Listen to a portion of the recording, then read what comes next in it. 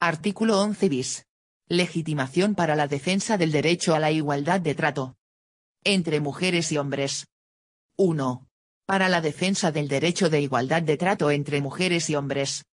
Además de los afectados y siempre con su autorización, estarán también legitimados los sindicatos y las asociaciones legalmente constituidas cuyo fin primordial sea la defensa de la igualdad de trato entre mujeres y hombres, respecto de sus afiliados y asociados, respectivamente.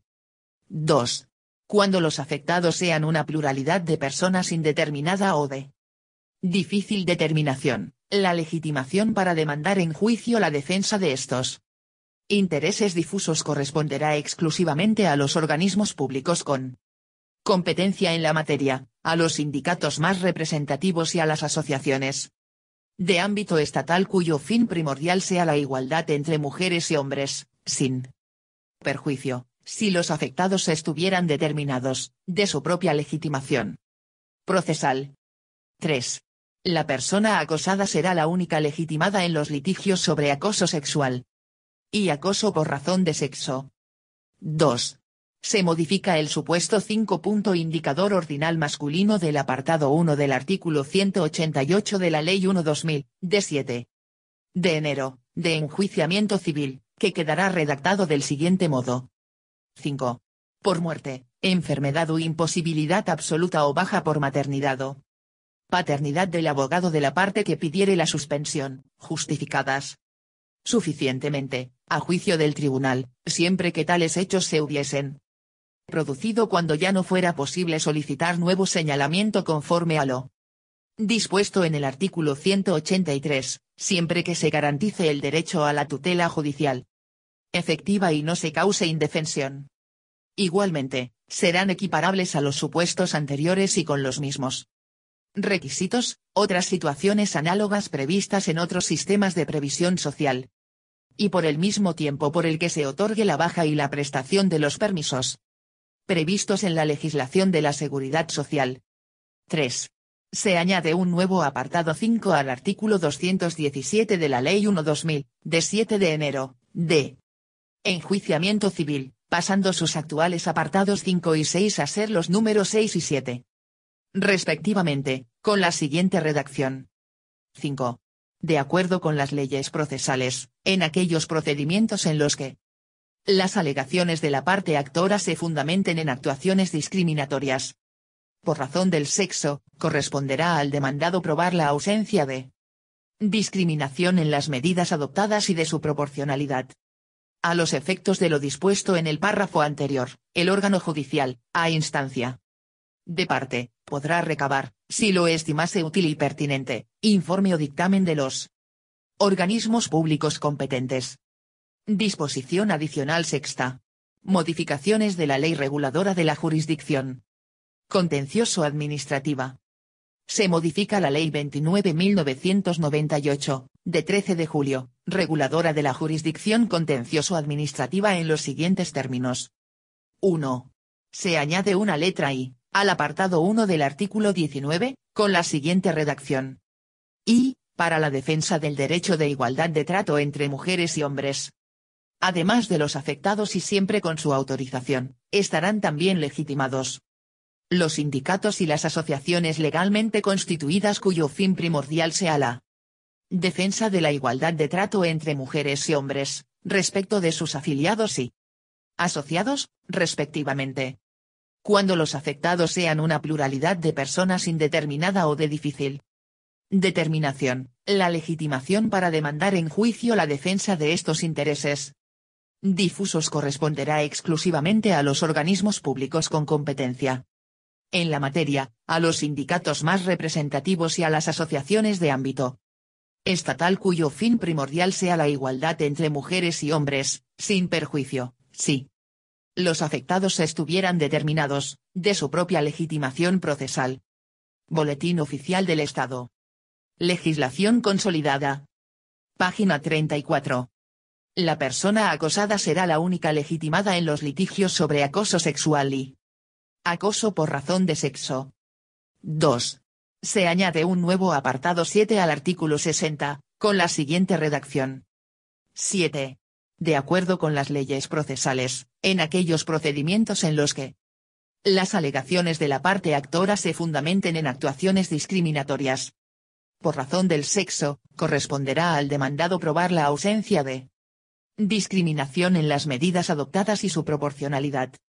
A los efectos de lo dispuesto en el párrafo anterior, el órgano judicial, a instancia de parte, podrá recabar, si lo estimase útil y pertinente, informe o dictamen de los organismos públicos competentes.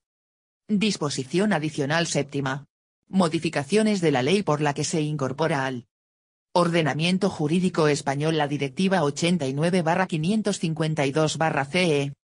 Se añade una nueva letra E, en el apartado 1 del artículo 16 de la Ley 25.994, de 12 de julio, por la que se incorpora al ordenamiento jurídico español la Directiva 89/552/CE, sobre la coordinación de disposiciones legales, reglamentarias y administrativas de los Estados miembros relativas al ejercicio de la radiodifusión televisiva, en los siguientes términos.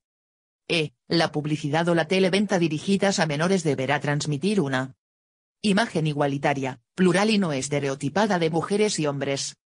Disposición adicional octava. Modificaciones de la Ley General de Sanidad. 1. Se añade un nuevo apartado 4 al artículo 3 de la Ley 14.986, de 25 de abril. General de Sanidad, que queda redactado en los siguientes términos. 4. Las políticas, estrategias y programas de salud integrarán activamente en sus objetivos y actuaciones el principio de igualdad entre mujeres y hombres, evitando que, por sus diferencias físicas o por los estereotipos sociales asociados, se produzcan discriminaciones entre ellos en los objetivos y actuaciones sanitarias. 2. Se añade un nuevo apartado 2 al artículo 6 de la Ley 14.986, de 25 de abril. General de Sanidad, pasando su actual contenido a ser el apartado 1, en los siguientes términos. 2. En la ejecución de lo previsto en el apartado anterior, las administraciones públicas sanitarias asegurarán la integración del principio de igualdad entre mujeres y hombres, garantizando su igual derecho a la salud. 3. Se modifican los apartados 1, 4, 9, 14 y 15 del artículo 18 de la Ley 14.986, de 25 de abril, General de Sanidad, y se añade un nuevo apartado 17, que quedan redactados respectivamente en los siguientes términos. 1. Adopción sistemática de acciones para la educación sanitaria como elemento primordial para la mejora de la salud individual y comunitaria, comprendiendo la educación diferenciada sobre los riesgos, características y necesidades de mujeres y hombres, y la formación contra la discriminación de las mujeres. 4. La prestación de los productos terapéuticos precisos, atendiendo a las necesidades diferenciadas de mujeres y hombres. 9. La protección, promoción y mejora de la salud laboral, con especial atención al acoso sexual y al acoso por razón de sexo. 14.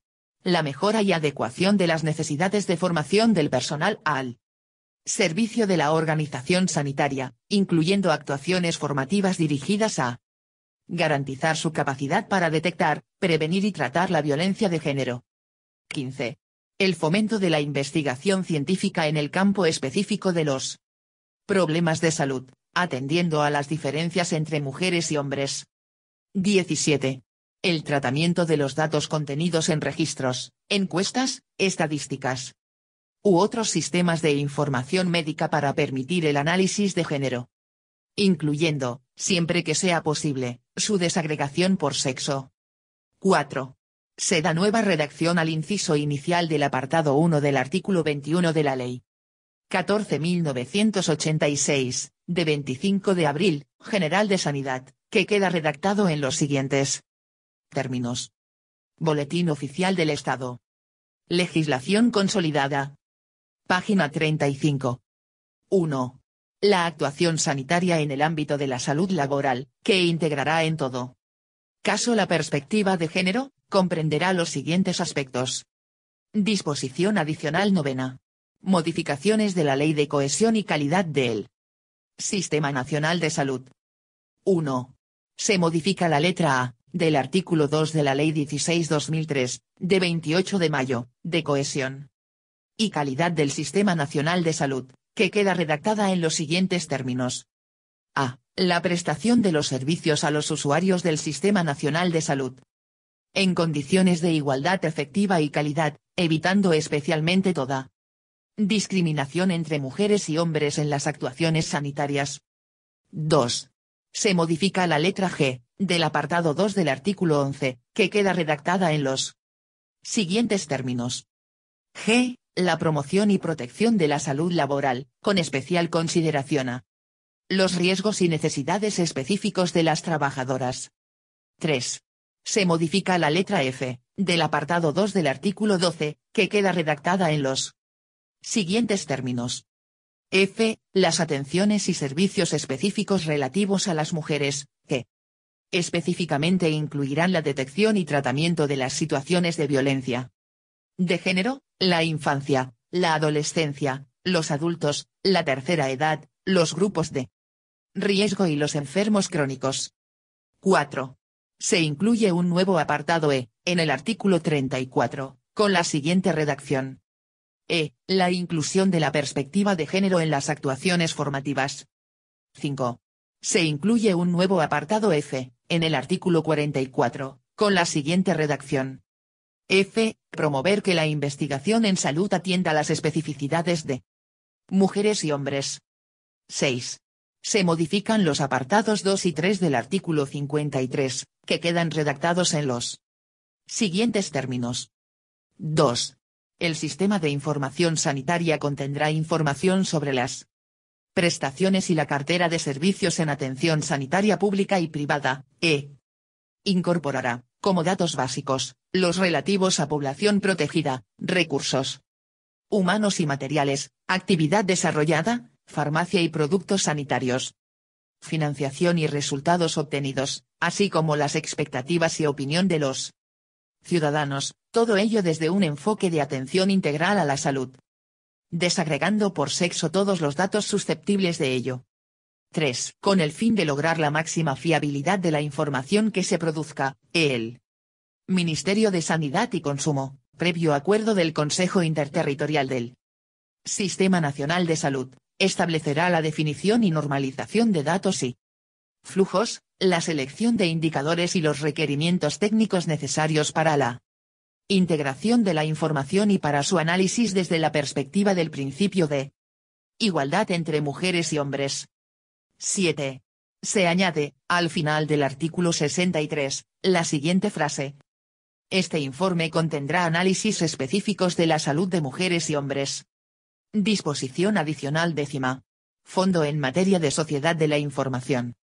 A los efectos previstos en el artículo 28 de la presente ley, se constituirá un fondo especial que se dotará con 3 millones de euros en cada uno de los ejercicios presupuestarios de 2007, 2008 y 2009. Disposición adicional 11ª. Modificaciones del texto refundido de la Ley del Estatuto de los Trabajadores. El texto refundido de la Ley del Estatuto de los Trabajadores, aprobado por Real Decreto Legislativo 1/1995, de 24 de marzo, queda modificado como sigue.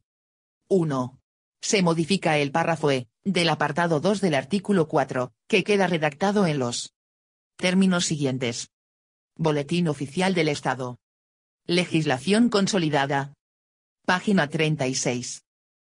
Al respeto de su intimidad y a la consideración debida a su dignidad.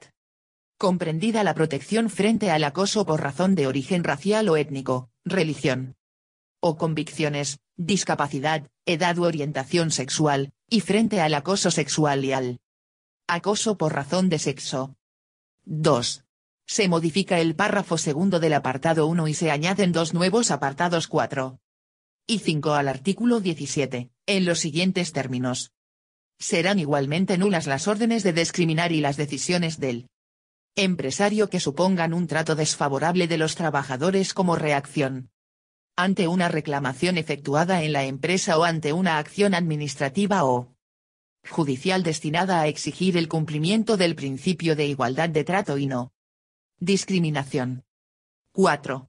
Sin perjuicio de lo dispuesto en los apartados anteriores, la negociación colectiva podrá establecer medidas de acción positiva para favorecer el acceso de las mujeres a todas las profesiones.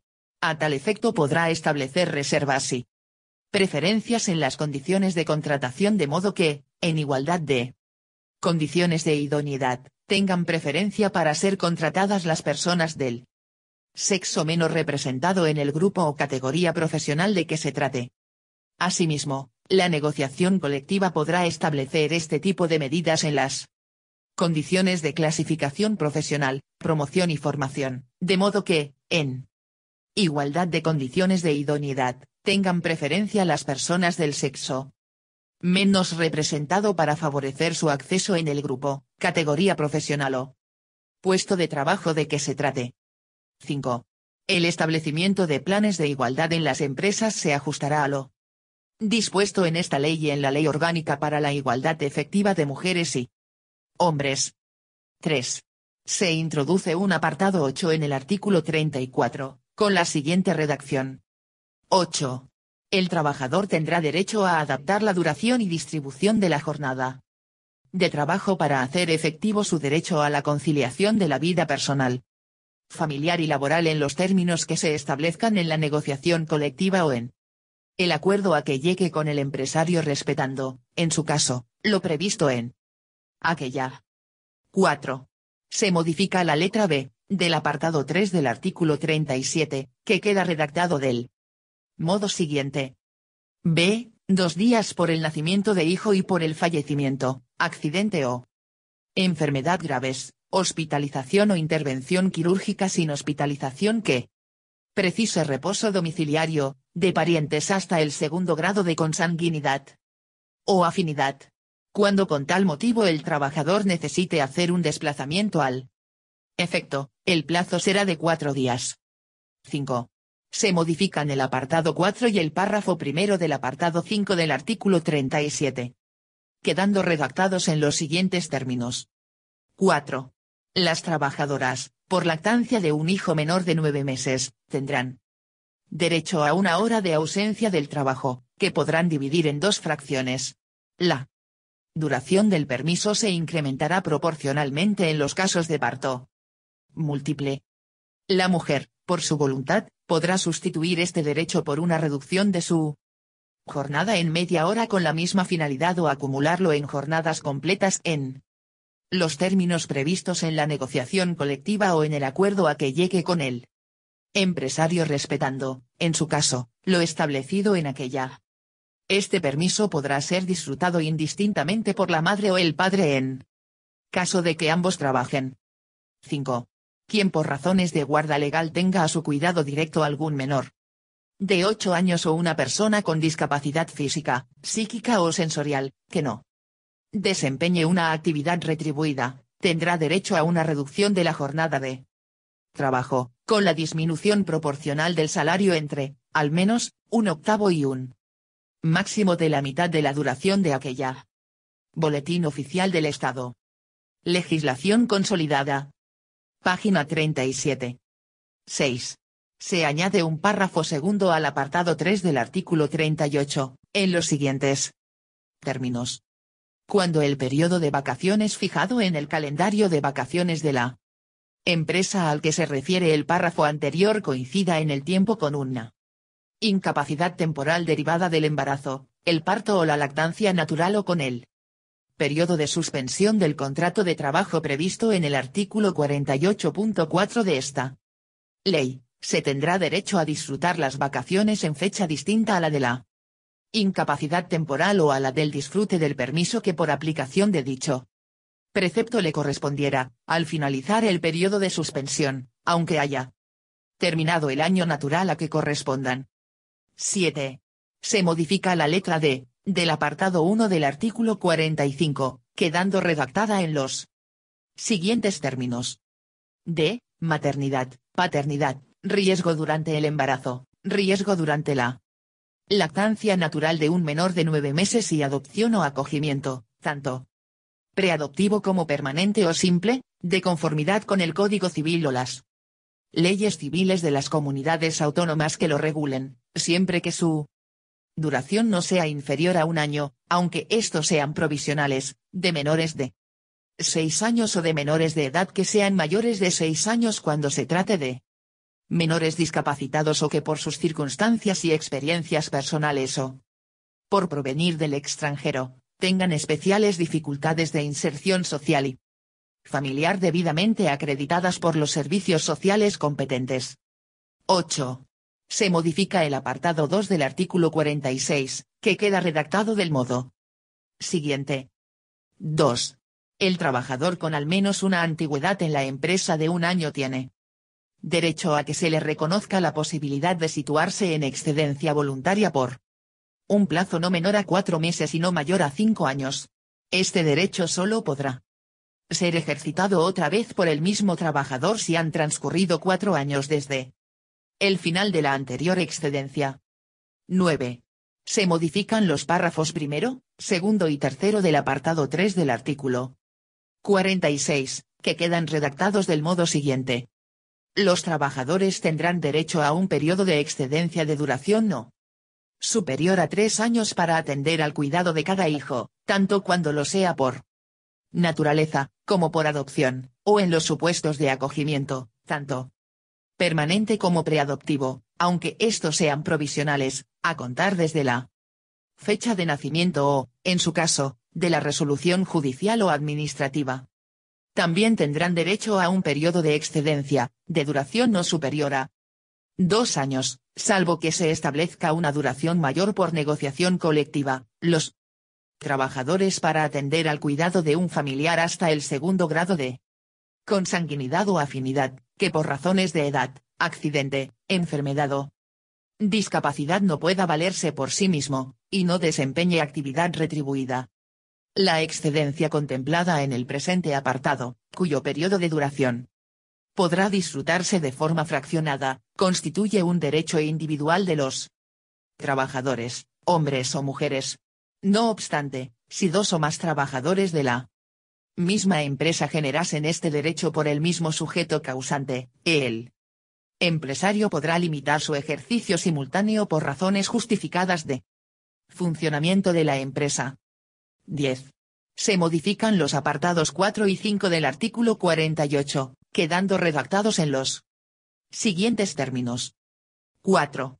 En el supuesto de parto, la suspensión tendrá una duración de 16 semanas ininterrumpidas, ampliables en el supuesto de parto múltiple en 2 semanas más por cada hijo a partir del segundo.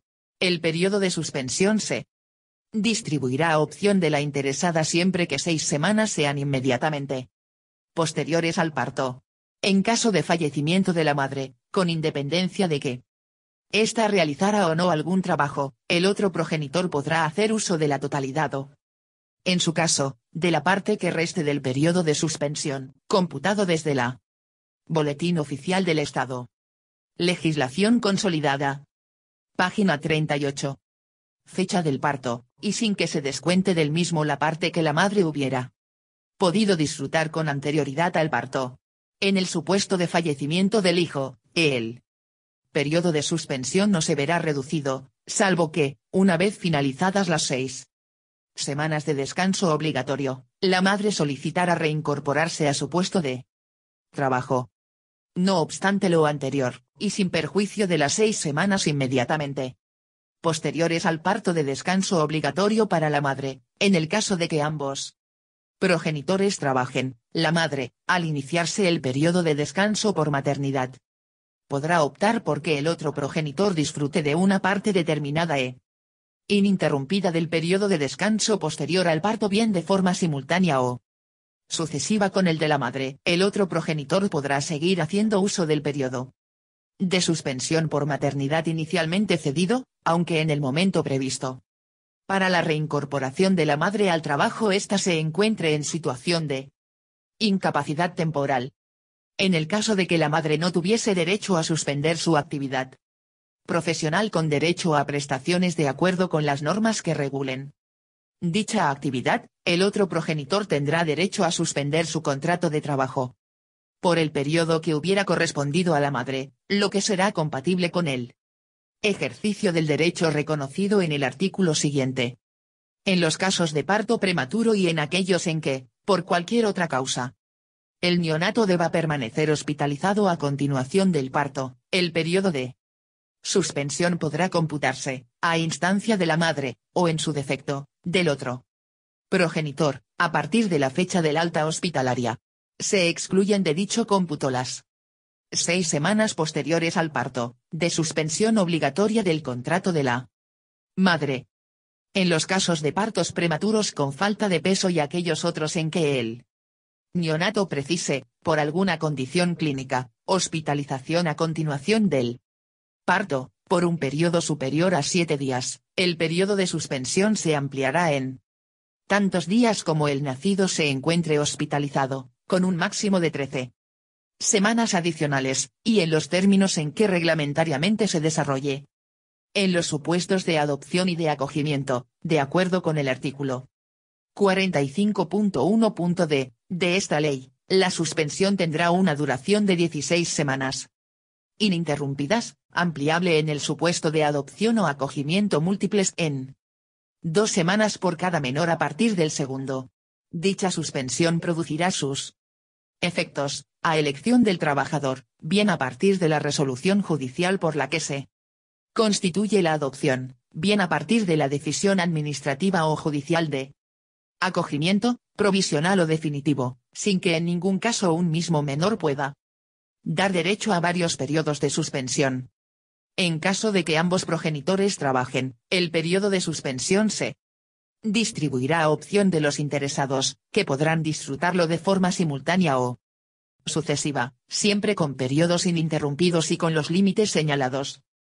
En los casos de disfrute simultáneo de periodos de descanso, la suma de los mismos no podrá exceder de las 16 semanas previstas en los párrafos anteriores o de las que correspondan en caso de parto, adopción o acogimiento múltiples.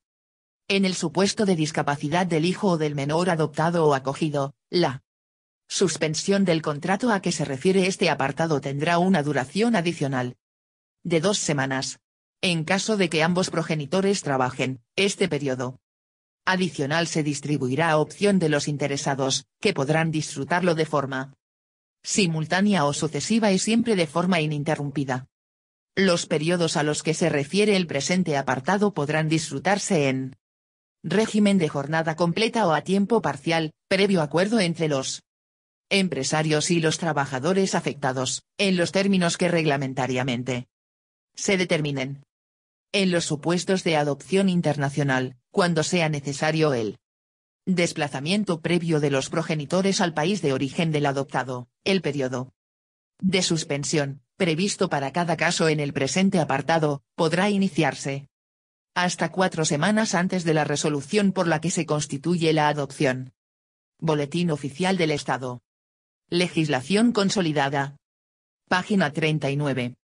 Los trabajadores se beneficiarán de cualquier mejora en las condiciones de trabajo a la que hubieran podido tener derecho durante la suspensión del contrato en los supuestos a que se refiere este apartado, así como en los previstos en el siguiente apartado y en el artículo 48 bis. 5. En el supuesto de riesgo durante el embarazo o de riesgo durante la lactancia natural, en los términos previstos en el artículo 26 de la Ley 31.1995, de 8 de noviembre, de prevención de riesgos laborales, la suspensión del contrato finalizará el día en que se inicie la suspensión del contrato por maternidad biológica o el lactante cumpla 9 meses, respectivamente, o, en ambos casos, cuando desaparezca la imposibilidad de la trabajadora de reincorporarse a su puesto anterior o a otro compatible con su estado. 11. Se incluye un nuevo artículo 48 bis, con la siguiente redacción. Artículo 48 bis. Suspensión del contrato de trabajo por paternidad.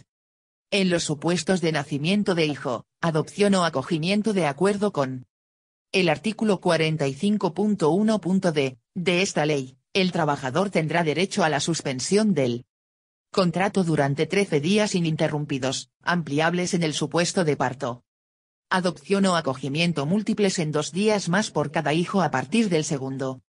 Esta suspensión es independiente del disfrute compartido de los periodos de descanso por maternidad regulados en el artículo 48.4.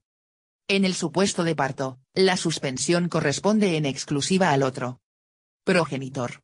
En los supuestos de adopción o acogimiento, este derecho corresponderá solo a uno de los progenitores, a elección de los interesados. No obstante, cuando el periodo de descanso regulado en el artículo 48.4 sea disfrutado en su totalidad por uno de los progenitores, el derecho a la suspensión por paternidad únicamente podrá ser ejercido por el otro. El trabajador que ejerza este derecho podrá hacerlo durante el periodo comprendido desde la finalización del permiso por nacimiento de hijo, previsto legal o convencionalmente, o desde la resolución judicial por la que se constituye la adopción o a partir de la decisión administrativa o judicial de acogimiento, hasta que finalice la suspensión del contrato regulada en el artículo 48.4 o inmediatamente después de la finalización de dicha suspensión. La suspensión del contrato a que se refiere este artículo podrá disfrutarse en régimen de jornada completa o en régimen de jornada parcial de un mínimo del 50%, previo acuerdo entre el empresario y el trabajador, y conforme se determine reglamentariamente. El trabajador deberá comunicar al empresario, con la debida antelación, el ejercicio de este derecho en los términos establecidos, en su caso, en los convenios colectivos. 12. Se modifica el apartado 4 del artículo 53 que queda redactado en los siguientes términos. 4. Cuando el empresario no cumpliese los requisitos establecidos en el apartado 1 de este artículo o la decisión extintiva del empresario tuviera como móvil algunas de las causas de discriminación prohibidas en la Constitución o en la ley o bien se hubiera producido con violación de derechos fundamentales y libertades públicas del trabajador, la decisión extintiva será nula, debiendo la autoridad judicial hacer tal declaración de oficio. La no concesión del preaviso no anulará la extinción. Si bien el empresario, con independencia de los demás efectos que procedan, estará obligado a abonar los salarios correspondientes a dicho periodo, la posterior observancia por el empresario de los requisitos incumplidos no constituirá, en ningún caso, subsanación del primitivo acto extintivo, sino un nuevo acuerdo de extinción, con efectos desde su fecha. Será también nula la decisión extintiva en los siguientes supuestos. A. La de los trabajadores durante el periodo de suspensión del contrato de trabajo por maternidad, riesgo durante el embarazo, riesgo durante la lactancia natural, enfermedades causadas por embarazo, parto o lactancia natural, adopción o Boletín Oficial del Estado. Legislación consolidada. Página 40. Acogimiento o paternidad al que se refiere la letra D, del apartado 1 del artículo 45, o el notificado en una fecha tal que el plazo de preaviso concedido finalice dentro de dicho periodo. B. La de las trabajadoras embarazadas, desde la fecha de inicio del embarazo hasta el comienzo del periodo de suspensión a que se refiere la letra A, y la de los trabajadores que hayan solicitado uno de los permisos a los que se refieren los apartados 4, 4 bis y 5 del artículo 37, o estén disfrutando de ellos, o hayan solicitado o estén disfrutando la excedencia prevista en el apartado 3 del artículo 46, y la de las trabajadoras víctimas de violencia de género por el ejercicio de los derechos de reducción o reordenación de su tiempo de trabajo, de movilidad geográfica, de cambio de centro de trabajo o de suspensión de la relación laboral en los términos y condiciones reconocidos en esta ley. C. La de los trabajadores después de haberse reintegrado al trabajo al finalizar los periodos de suspensión del contrato por maternidad, adopción o acogimiento o paternidad, siempre que no hubieran transcurrido más de 9 meses desde la fecha de nacimiento, adopción o acogimiento del hijo. Lo establecido en las letras anteriores será de aplicación, salvo que, en esos casos, se declare la procedencia de la decisión extintiva por motivos no relacionados con el embarazo o con el ejercicio del derecho a los permisos y excedencia señalados. 13. Se modifica la letra G, del apartado 2 del artículo 54, quedando redactado en los siguientes términos. G. El acoso por razón de origen racial o étnico, religión o convicciones. Discapacidad, edad u orientación sexual y el acoso sexual o por razón de sexo al empresario o a las personas que trabajan en la empresa. 14. Se modifica el apartado 5 del artículo 55, que queda redactado del siguiente modo. Será nulo el despido que tenga por móvil alguna de las causas de discriminación prohibidas en la Constitución o en la ley, o bien se produzca con violación de derechos fundamentales y libertades públicas del trabajador. Será también nulo el despido en los siguientes supuestos.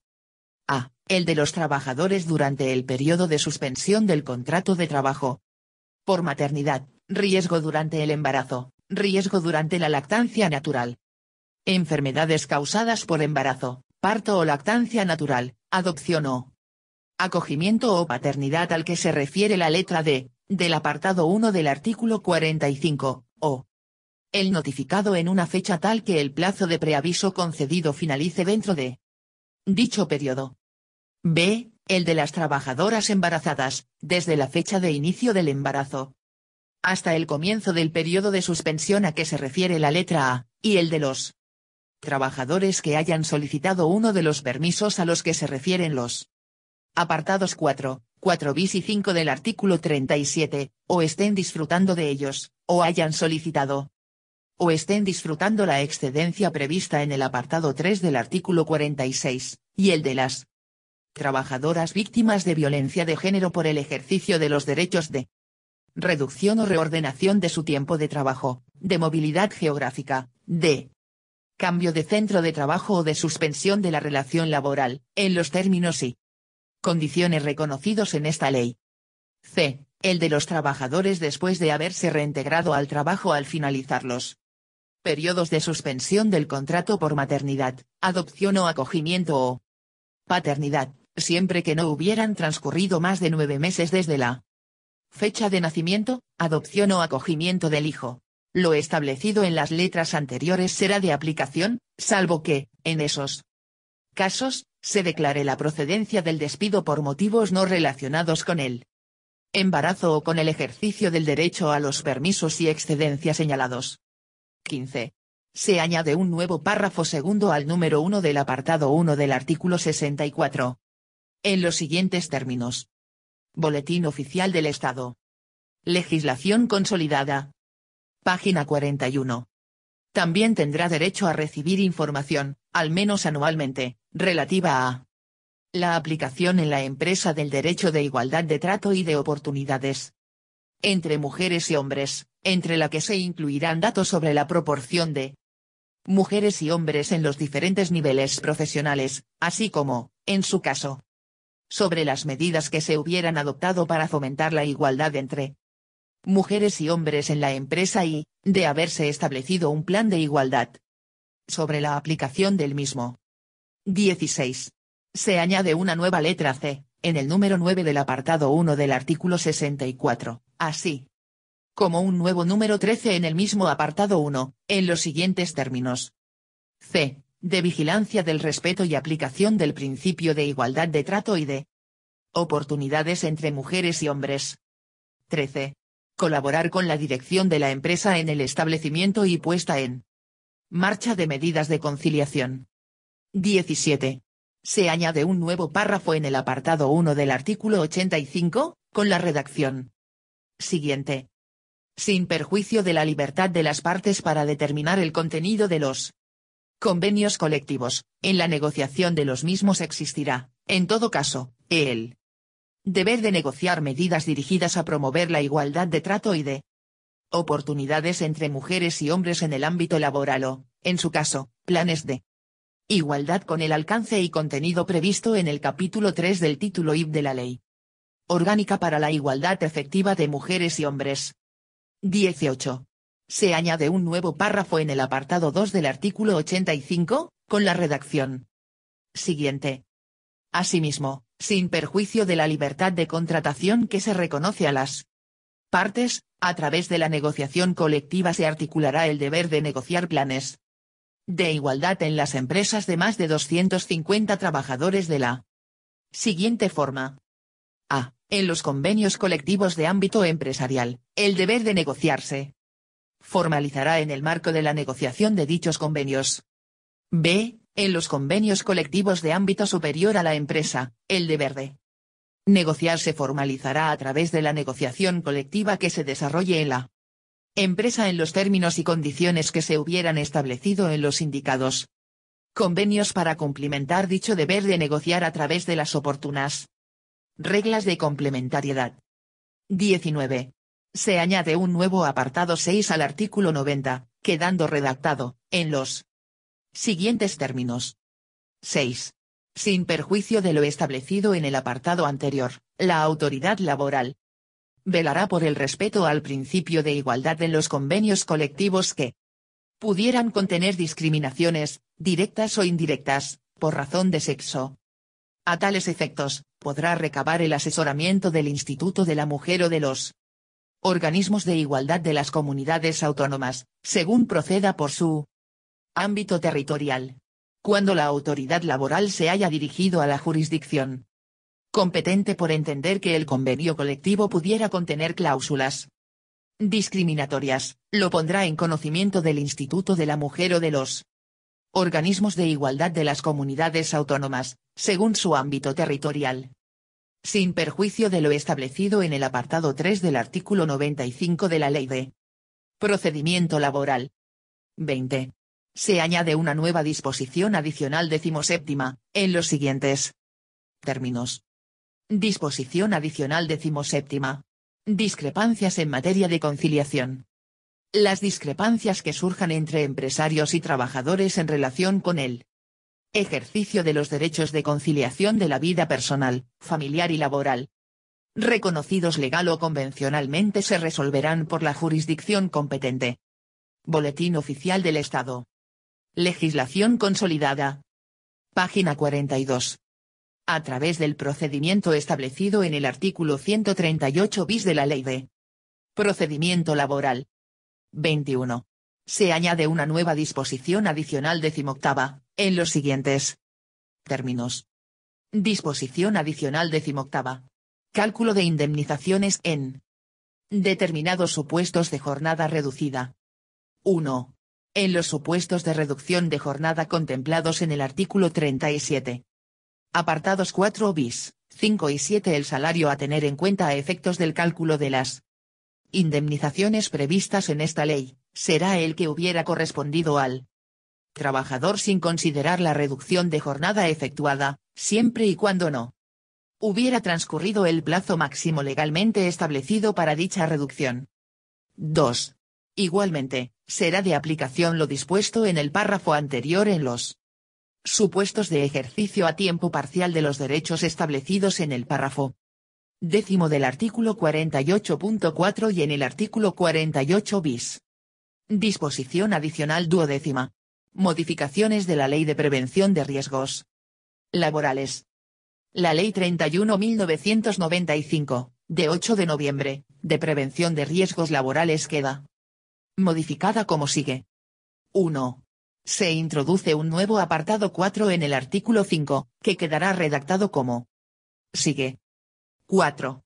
Las administraciones públicas promoverán la efectividad del principio de igualdad entre mujeres y hombres, considerando las variables relacionadas con el sexo tanto en los sistemas de recogida y tratamiento de datos como en el estudio e investigación generales en materia de prevención de riesgos laborales, con el objetivo de detectar y prevenir posibles situaciones en las que los daños derivados del trabajo puedan aparecer vinculados con el sexo de los trabajadores. 2. Se modifica el párrafo primero del apartado 2 y el apartado 4 del artículo 26, que quedan redactados en los siguientes términos. 2.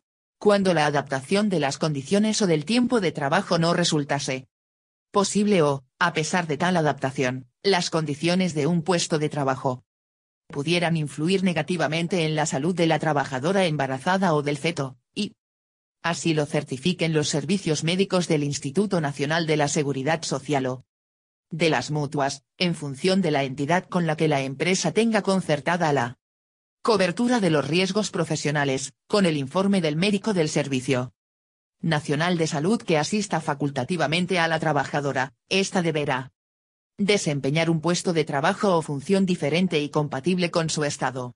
El empresario deberá determinar, previa consulta con los representantes de los trabajadores, la relación de los puestos de trabajo exentos de riesgos a estos efectos. 4. Lo dispuesto en los números 1 y 2 de este artículo será también de aplicación durante el periodo de lactancia natural, si las condiciones de trabajo pudieran influir negativamente en la salud de la mujer o del hijo y así lo certifiquen los servicios médicos del Instituto Nacional de la Seguridad Social o de las mutuas, en función de la entidad con la que la empresa tenga concertada la cobertura de los riesgos profesionales, con el informe del médico del Servicio Nacional de Salud que asista facultativamente a la trabajadora o a su hijo.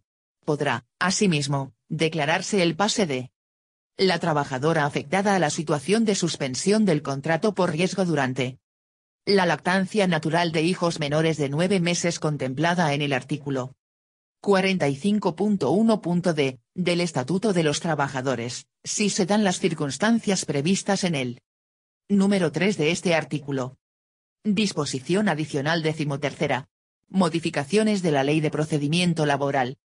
El texto refundido de la Ley de Procedimiento Laboral, aprobado por Real Decreto Legislativo 2995, de 7 de abril, queda modificado como sigue. Boletín Oficial del Estado. Legislación consolidada. Página 43. 1. Se añade un nuevo párrafo segundo en el apartado 2 del artículo 27 en los siguientes términos.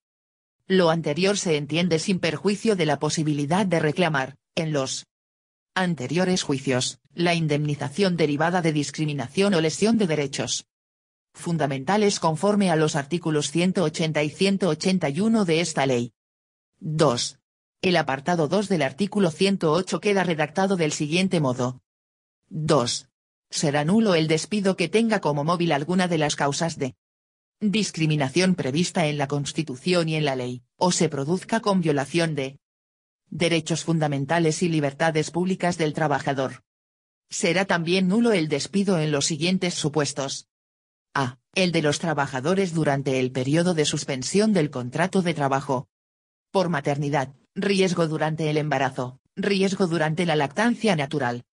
Enfermedades causadas por embarazo, parto o lactancia natural, adopción o acogimiento o paternidad al que se refiere la letra D, del apartado 1 del artículo 45 del texto refundido de la Ley del Estatuto de los Trabajadores, o el notificado en una fecha tal que el plazo de preaviso concedido finalice dentro de dicho periodo.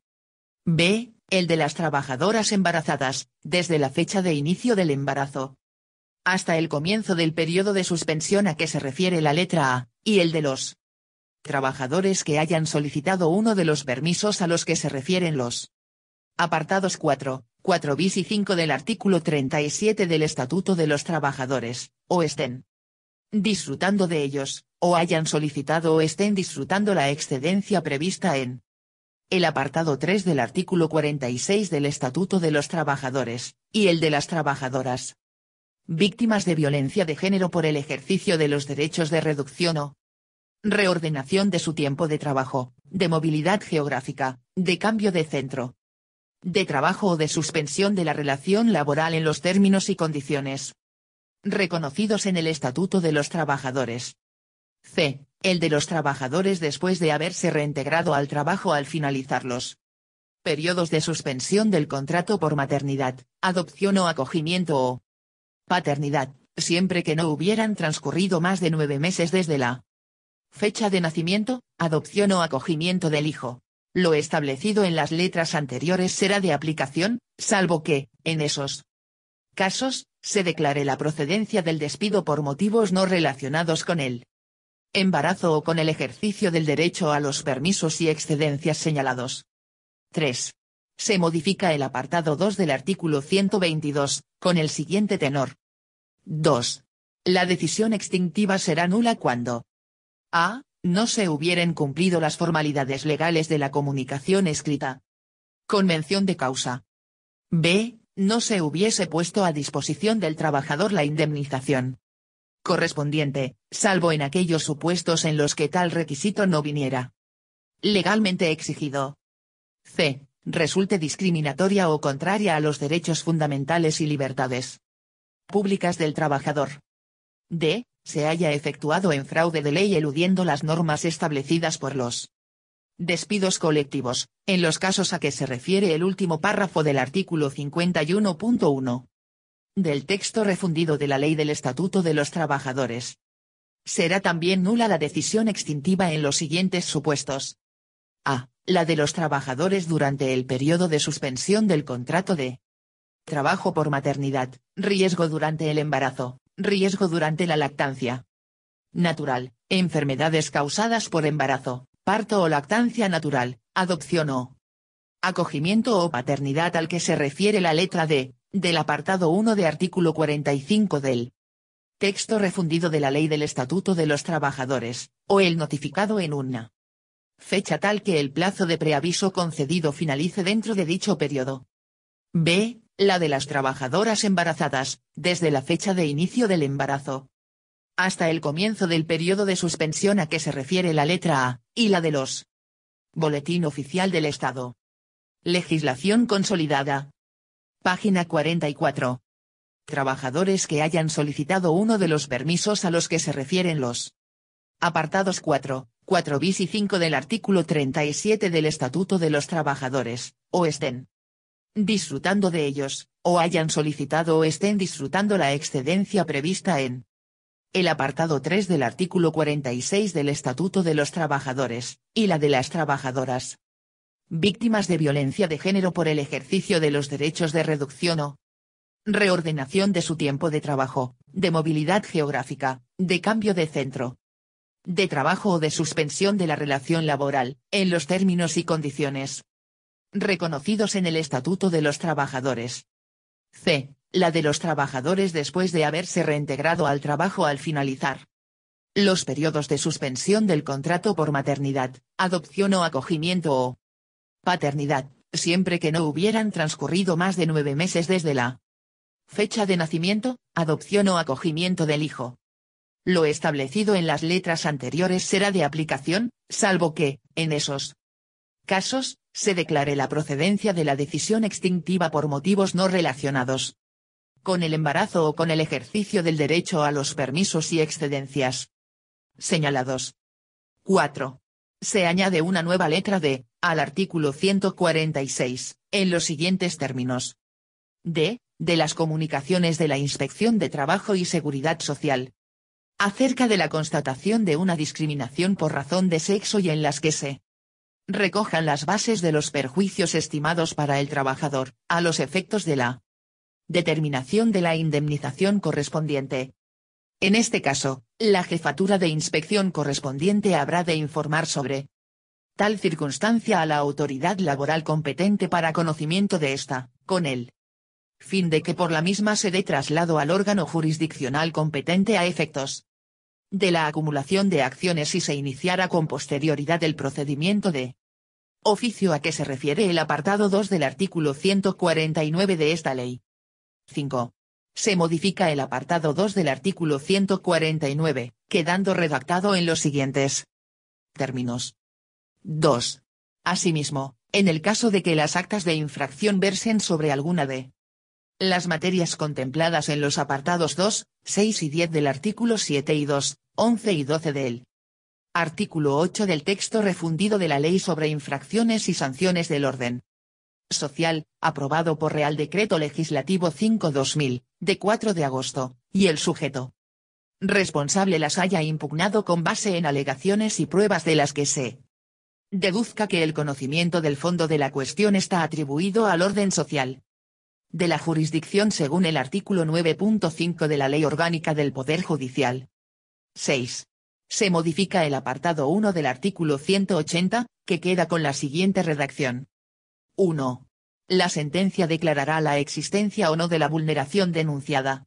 En caso afirmativo y previa la declaración de nulidad radical de la conducta del empleador, asociación patronal, administración pública o cualquier otra persona, entidad o corporación pública o privada, ordenará el cese inmediato del comportamiento antisindical y la reposición de la situación al momento anterior a producirse el mismo, así como la reparación de las consecuencias derivadas del acto, incluida la indemnización que procediera, que será compatible, en su caso, con la que pudiera corresponder al trabajador por la modificación o extinción del contrato de trabajo de acuerdo con lo establecido en el Estatuto de los Trabajadores.